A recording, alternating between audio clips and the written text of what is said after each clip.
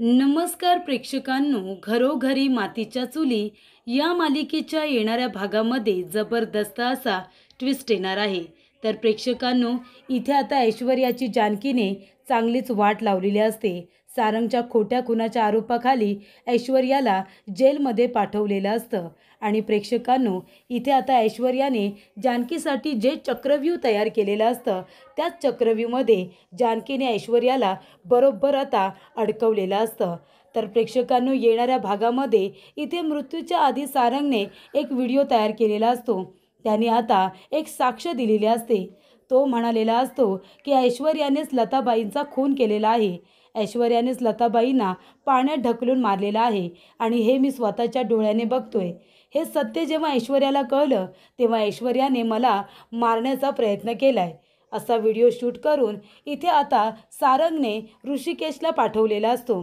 त्यामुळे महत्त्वाचा पुरावा म्हणून इथे जानकी त्याचा वापर ऐश्वर्याच्या विरोधात करते। त्यामुळे प्रेक्षकांनो, ऐश्वर्यावरती गुन्हा दाखल केल्यानंतर सारंगच्या अपघाताच्या मागे ऐश्वर्याचा हात आहे हे जेव्हा सगळेजण इन्स्पेक्टर पाटील यांना सांगतात तेव्हा इन्स्पेक्टर पाटील त्या ठिकाणी येतात ऐश्वर्याला अरेस्ट करण्यासाठी। तर प्रेक्षकांनो, इथे आता जानकी आणि ऋषिकेश यांनी आता इन्स्पेक्टर पाटील यांना सुद्धा आपल्या प्लॅनमध्ये सामील करून घेतलेलं असतं। ऐश्वर्याला धडा शिकवण्यासाठी इन्स्पेक्टर पाटील यांची सुद्धा जानकीला मोलाची साथ लाभलेली असते। त्यामुळे इथे ऐश्वर्याला धडा शिकवणं सोपं झालेलं असतं। तर प्रेक्षकांनो, इथे आता जानकीला ऐश्वर्याच्या तोंडून स्वतः हे कबूल करून घ्यायचं आहे की लताबाईंना तिनेच किडनॅप केलं। हे जे काही प्लॅनिंग केलं होतं ते ऐश्वर्यानेच केलं होतं हे आता जानकीला तिच्या तोंडून वधवून घ्यायचं असतं आणि म्हणूनच हा प्लॅन जानकीने आखलेला असतो आणि त्यानुसार तिने वाटचालसुद्धा सुरू केलेली असते। तर इथे सारंगच्या या व्हिडिओमुळे ऐश्वर्याला जेल झालेली असते आणि त्याचबरोबर जेव्हा कोर्टामध्ये केस उभी राहते आणि सगळे साक्षीदार आणि पुरावे आणि तो व्हिडिओ इथे जज साहेबांच्या समोर सादर केल्यानंतर जज साहेबांनी ऐश्वर्याच्या विरोधात निकाल दिलेला असतो। ऐश्वर्याचं संपूर्ण कारस्थान पाहता इथे आता जानकी निर्दोष आहे आणि लताबाईंना मारणारी व्यक्ती ऐश्वर्या आहे अशी कबुली सारंगने दिल्यामुळे इथे आता ऐश्वर्याला जन्मठेपेची शिक्षा होणार असते। आणि तेव्हाच प्रेक्षकांनो, इथे ऐश्वर्या कोर्टामध्ये लताबाईंना सादर करते आणि सांगते की लताबाईला मी मारलेलं नाही आहे, मी फक्त तिला किडनॅप करून ठेवलेलं आहे, तिला फक्त मी इथे किडनॅप केलं होतं ते सुद्धा जानकीला धडा शिकवण्यासाठी, जानकीला घाबरवण्यासाठी मी हा सगळा घाट घातला होता, असं इथे आता ऐश्वर्या कोर्टामध्ये सगळ्यांच्या समोर बोलते आणि स्वतःच्या तोंडून स्वतःचा गुन्हा कबूल करते। तर प्रेक्षकांनो, जानकीचा मोटिव्ह हाच असतो की आत्तापर्यंत ऐश्वर्या खूपच जास्त गोड गोड वागत होती, गुडूगुडू बोलत होती, सगळ्यांजवळ चांगुलपणाचं नाटक करत होती, पण मुळातच ऐश्वर्या कशी आहे हे पुन्हा एकदा दाखवून देण्याची वेळ आलेली असते आणि म्हणूनच ती कोर्टामध्ये सगळ्यांच्या समोर इथे ऐश्वर्याच्या तोंडून तिचा गुन्हा कबूल करायला लावते। आणि त्या सगळ्या प्लॅनमध्ये इथे सारंग, सौमित्र, अवंतिका, इन्स्पेक्टर पाटील हे सुद्धा जानकीच्या बरोबर असतात। त्यामुळे प्रेक्षकांनो, येणाऱ्या भागामध्ये कशा पद्धतीने जानकी ऐश्वर्याला धडा शिकवते आपण सविस्तरपणे बघूया। प्रेक्षकांनो, आपण बघितलं की इथे जज साहेबांनी आता कोर्टामध्ये निकाल दिलाय की जानकीचा जामीन मंजूर झालेला आहे, कारण असे कुठलेही पुरावे सादरच झालेले नाही आहेत ज्याच्यामुळे सिद्ध होईल की लता कारखानीस यांचा खून झालाय किंवा त्यांना पाण्यात ढकलून मारण्यात आले। आणि जो व्हिडिओ दाखवण्यात आलाय त्या व्हिडिओमध्ये कुठेही जानकीचा चेहरा हा स्पष्टपणे दिसतच नाही आहे, त्याच्यामुळे हा व्हिडिओ खोटा असू शकतो हे जज साहेबांनी मान्य केलेलं असतं। त्यामुळे येत्या 15 दिवसांपर्यंत इथे जानकीची बेल मंजूर केलेली असते। आणि महत्त्वाची गोष्ट म्हणजे या केसचा आता इन्स्पेक्टर पाटील यांना व्यवस्थित तपास करायला सांगितलेला असतो। आणि तेव्हा प्रेक्षकांनो, आता येत्या 15 दिवसांमध्येच जानकीला ऐश्वर्याला धडा शिकवायचा आहे आणि त्यामुळे तिने सुरुवातसुद्धा केलेली असते। इथे आता सारंग रात्रभर घरीच आलेला नसतो, सारंग गेलाय कुठे म्हणून सुमित्रा, नाना सगळेजण टेन्शनमध्ये असतात आणि ऐश्वर्याला त्याचं काहीच नसतं। ऐश्वर्या आपल्या मैत्रिणींबरोबर पार्टी करून घरी येते आणि सकाळपर्यंत उशिरापर्यंत चांगली ताणून झोपते। त्यानंतर सुमित्रा म्हणत असते, अगं ऐश्वर्या, सारंग कुठे आहे? तेव्हा ऐश्वर्या म्हणते, मला काय माहिती, मला का विचारताय तुम्ही, मला नाही माहिती सारंग कुठे आहे ते। त्यानंतर प्रेक्षकांनो सुमित्रा म्हणते, अगं असं काय करतेस, रात्रभर सारंग घरी आलेला नाही आहे आणि तुला माहितीसुद्धा नाही आहे की तुझा नवरा कुठे आहे. आणि तेव्हा प्रेक्षकांनो इथे आता ऐश्वर्या म्हणते, तुम्ही सगळेजण असे रिॲक्ट काय करताय की सारंग काही कुकुळं बाळ आहे का, ते घरी येणार नाही, गेले असतील कुठेतरी, येतील ना घरी, एवढे सगळेजण ओव्हर रिॲक्ट का करताय. असं म्हणून आता ऐश्वर्या जाणार असते तेवढ्यात इन्स्पेक्टर पाटील येतात आणि सांगतात की सारंगच्या गाडीचा अपघात झाला आहे, तुम्ही आता ती गाडी चेक करायला या. तेव्हा सौमित्र जातो आणि ती गाडी बघतो तर गाडी सारंगचीच असते. तेव्हा सौमित्रला प्लॅनबद्दल सगळं काही माहिती असतं. सौमित्र घरी येतो आणि खूपच जास्त रडायचं नाटक करतो. सुमित्रा म्हणते, काय रे सौमित्र, काय झालं. तेव्हा सौमित्र म्हणत असतो, आई इन्स्पेक्टर बरोबर बोलत होते, ती गाडी आपलीच आहे आणि सारंगच ती गाडी चालवत होता, पण सारंगचा काहीही पत्ता नाही आहे. तेव्हा प्रेक्षकांनो सुमित्राला खूप मोठा धक्का बसतो आणि सुमित्रा बेशुद्धच होते. त्यानंतर इथे जानकीला माहिती असतं की आईंना आता खूप जास्त त्रास होणार आहे, पण आता जर त्रास झाला तर कायमस्वरूपी नंतर त्यांचा त्रास निघून जाईल हे आता जानकीला माहिती असतं. तेव्हा ती इथे सुमित्राला म्हणत असते, आई तुम्ही स्वतःला त्रास करून घेऊ नका, सारंग भाऊजींना काही होणार नाही, तुम्ही शांत व्हा, शांत व्हा तुम्ही. तेव्हा इथे आता सुमित्राला ती शांत करण्याचं काम करत असते.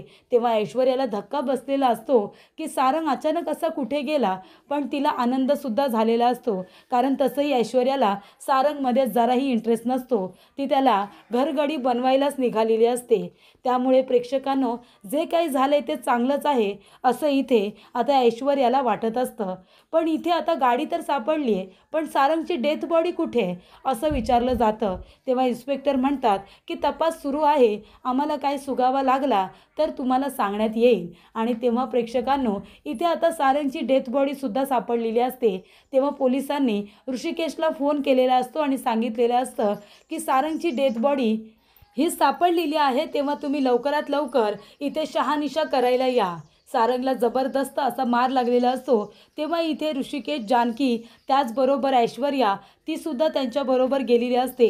तेव्हा ऐश्वर्या आता खूपच जास्त रडायला लागते. ती म्हणत असते की सारंग हे सगळं कसं झालं हो, कसं झालं हे सगळं, मी तुमच्याशिवाय काही राहू शकत नाही, मी तुमच्याशिवाय जगू शकत नाही सारंग, असं म्हणत ती आता रडत रडत बाहेर येते, कारण ती हे नाटक करते.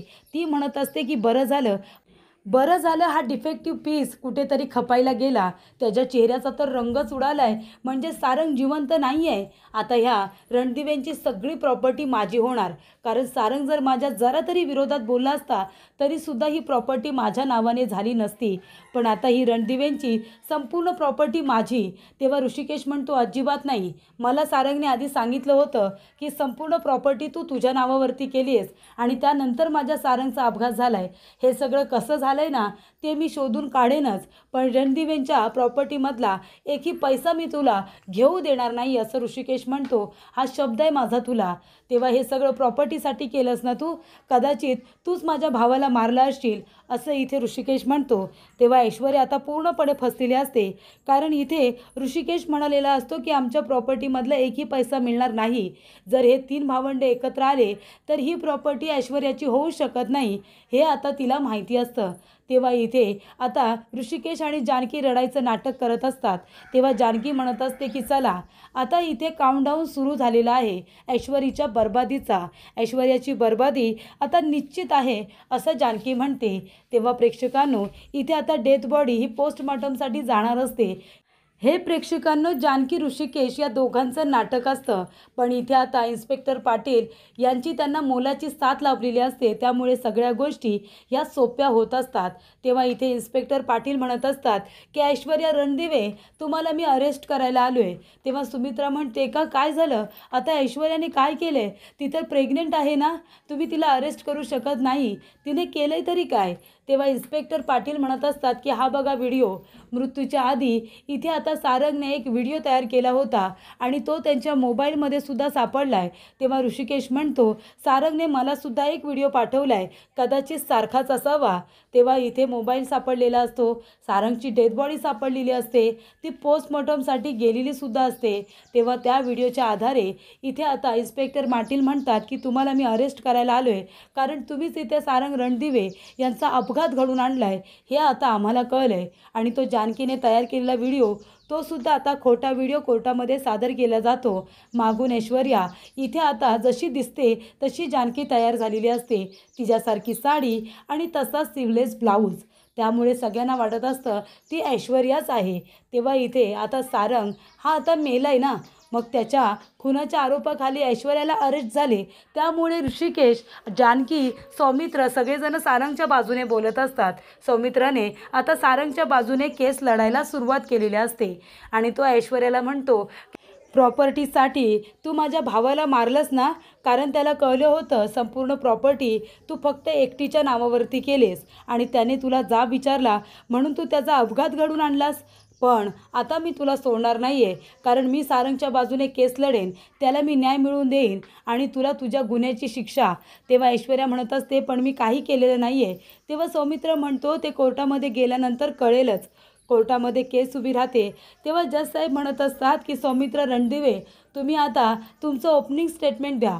तेव्हा इथे सौमित्र म्हणत असतो की जज साहेब, ऐश्वर्या रणदिवे हिने फसवून आमची संपूर्ण प्रॉपर्टी स्वतःच्या नावाने केली आणि त्यानंतरला ही गोष्ट जेव्हा माझ्या भावाला इथे सारंगला समजली तेव्हा इथे ऐश्वर्याने त्याचं काटा काढायचं ठरवलं आणि तिने माझ्या सारंगचा इथे आता काही लोकांना पैसे देऊन त्याचा अपघात घडून आणायला सांगितलं आणि स्वतः मात्र नामानिराळी आहे। त्याने एक व्हिडिओसुद्धा सेंड केलेला आहे। तुम्ही जर हा व्हिडिओ बघाल तर त्याच्यामध्ये त्याने कबुली दिली की ऐश्वर्या खूपच जास्त खतरनाक आहे। ऐश्वर्यानेच इथे लताबाईंचा सुद्धा खून केलेला आहे आणि जानकी वहिनीवरती खोटा आरोप केला आहे। प्रॉपर्टीसाठी त्यांनी हे सगळं केलं आणि आता मला जेव्हा कळलं आहे की त्यांनी फसवून आपली प्रॉपर्टी सगळी स्वतःच्या नावाने केली तर त्या मलासुद्धा मारण्याची धमकी देत आहेत। तेव्हा इथे हा व्हिडिओ आता त्याने जो सेंड केलेला आहे ऋषिकेश दादाला तो तुम्ही बघू शकता। तेव्हा इथे आता ऐश्वर्या पूर्णपणे फसलेली असते। ऐश्वर्या म्हणते, नाही, मी लताबाईचा खून केलेला नाही आहे। तेव्हा सौमित्र म्हणत असतो, पण तू फसवून आमच्या चौघांच्या नावावरती होणारी प्रॉपर्टी स्वतःच्या नावाने केली आहेस की नाही ती सांग। तेव्हा इथे आता ऐश्वर्याकडे कबूल केल्याशिवाय दुसरा पर्याय नसतो, कारण ते पेपरसुद्धा कोर्टामध्ये जानकीने मिळवून आता सादर केलेले असतात। त्यामुळे प्रेक्षकांनो, ऐश्वर्या म्हणते, हो, प्रॉपर्टी मी माझ्या नावावरती केली आहे, पण मी सारंगला मारलेलं नाही आहे। तेव्हा इथे सौमित्र म्हणतो की जज साहेब, तुमच्याकडे व्हिडिओ, साक्षीदार, पुरावे सगळे काही सादर केलेले आहेत, हे संपूर्ण कारस्थान ऐश्वर्याचंच आहे। तेव्हा इथे आता जानकी येते आणि म्हणते, हो जज साहेब, ही जेव्हापासून आमच्या घरामध्ये आली तेव्हापासून आमचं घर तिने उद्ध्वस्त करण्याचा प्रयत्न केला आहे आणि मग मला इथे सातत्याने आईच्या नजरेतून पाडण्याचा प्रयत्न केला आहे। आमच्या घराचे हिस्से व्हावे ही हिची इच्छा होती आणि जेव्हा चौघांच्या नावाने माझ्या मिस्टरांनी आता प्रॉपर्टी करण्याचा निर्णय घेतला तर ह्या ऐश्वर्याने फसवून फक्त स्वतःच्या नावाने ही प्रॉपर्टी केली आणि सारंग भाऊजींना सुद्धा त्यातलं काही सांगितलं नाही आणि जेव्हा हे सारंग भाऊजींना कळलं हे सगळं ते सांगायला ऋषिकेशला येणारच होते, तेवढ्यातच ह्या ऐश्वर्याने त्यांचा काटा काढला, त्यांना मारून टाकलं। तेव्हा इथे आता व्हिडिओवरून तर तेच सिद्ध होणार असतं। तेव्हा ऐश्वर्या आता फसले हे जेव्हा तिला कळतं ती म्हणते, नाही, हे सगळं खोटं आहे, लताबाईंना मी मारलेलं नाही आहे, त्या तर जिवंत आहेत, मग कुठे आहेत लताबाई? तेव्हा इथे ऐश्वर्या म्हणते, एक मिनिट थांबा, मी फोन करते आणि लगेच त्यांना घेऊन येते। मी फक्त जानकीला घाबरवण्यासाठी इथे लताबाईंना किडनॅप करून ठेवले माझ्या डॅडाच्या गोडाऊनमध्ये। मी त्या माणसांना सांगते ते लताबाईंना कोर्टामध्ये हजर करतील, मला फक्त 15 मिनिटाचा वेळ द्या। तेव्हा इथे जानकीला हेच हवं असतं की ऐश्वर्या स्वतःच्या तोंडाने हा गुन्हा कबूल करेल की तिनेच लताबाईला किडनॅप केलं होतं आणि जेव्हा इथे ऐश्वर्या तिच्या त्या गुंड लोकांना फोन करते, गँगमधील लोकांना फोन करते आणि लताला सांगते की लवकरात लवकर कोर्टामध्ये घेऊन या, तेव्हा ते लोक लताला घेऊन कोर्टामध्ये हजर करतात। तेव्हा ऐश्वर्या म्हणते, बघा, लताबाई जिवंत आहे, मी मारलेलं नाही आहे तिला, हे सगळं मी फक्त जानकीला फसवण्यासाठी केलं होतं, पण मी सारंगला मारलेलं नाही आहे। हा मला माहिती आहे की प्रॉपर्टी मी माझ्या नावावरती केली आहे, पण म्हणून मी सारंगला का मारेन? मी असं काहीच केलेलं नाही आहे। बघा ना, लताबाई जिवंत आहेत, याचा अर्थ सारंग जे बोलले ते खोटं आहे ना, मी तर त्यांना मारलेलंच नाही आहे. हे सगळं नाटक मी केलं फक्त जानकीला धडा शिकवण्यासाठी, तिला या सगळ्या प्लॅनमध्ये अडकवण्यासाठी. बाकी मी कुणालाही मारलेलं नाही आहे, कुणाचाही जीव घेतलेला नाही आहे.